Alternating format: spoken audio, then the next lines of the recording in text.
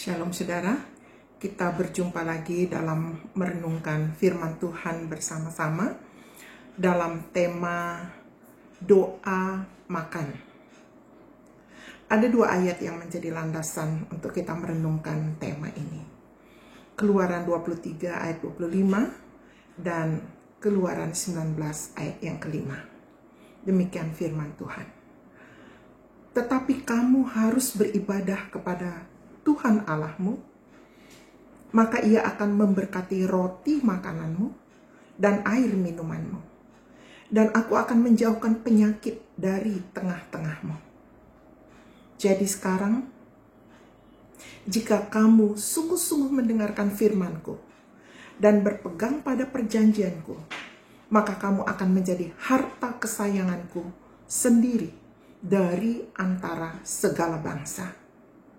Sebab akulah yang empunya seluruh bumi. Suatu pagi saya makan pagi. Tuhan mengingatkan saya kepada kedua ayat ini. Dan menginspirasi saya untuk menuliskannya dalam renungan seperti yang kita dengar sekarang ini.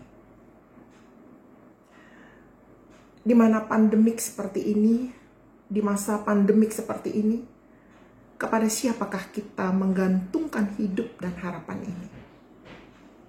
Segala sesuatu tampaknya sulit dan membahayakan. Ekonomi sulit. Untuk bekerja mencari nafkah pun sulit. Mau keluar kota juga sulit. Mau beribadah bersama di gereja juga sulit dan terbatas. Sepertinya di masa pandemik seperti ini, ada dua hal yang harus diperkuat, yaitu yang pertama, pertumbuhan rohani diri sendiri secara pribadi. Yang kedua, pertumbuhan rohani keluarga. Mengapa demikian? Mengapa pribadi?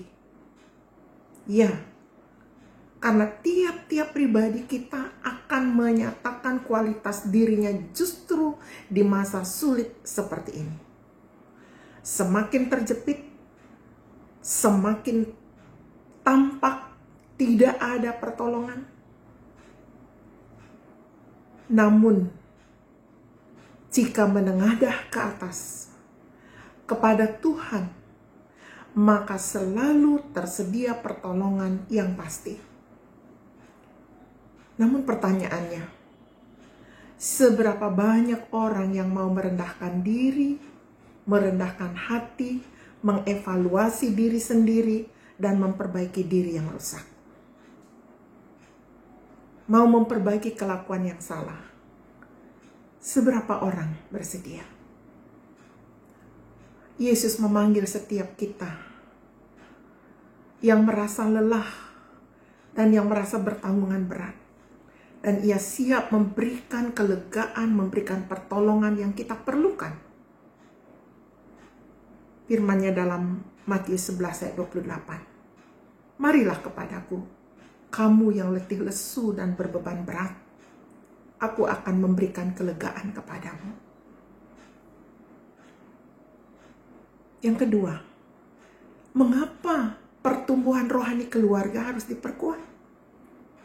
Ya, selain keluarga adalah sentral aktivitas utama di masa pandemik ini, keluarga juga adalah institusi ilahi pertama yang Allah dirikan.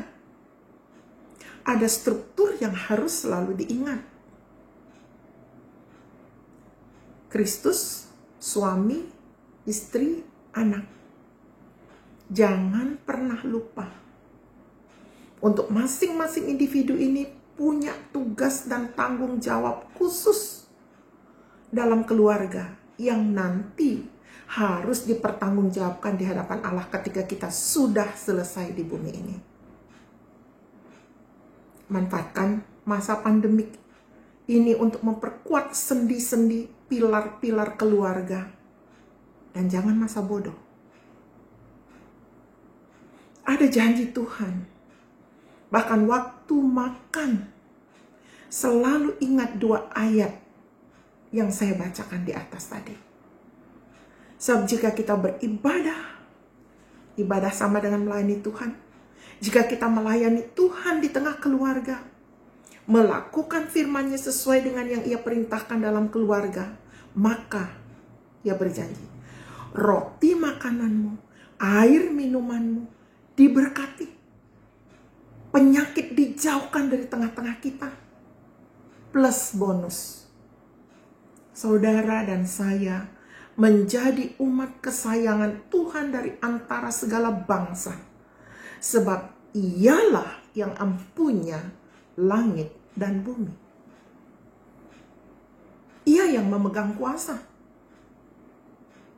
Mari setiap doa makan, setiap kali kita makan, ingat 2 ayat ini.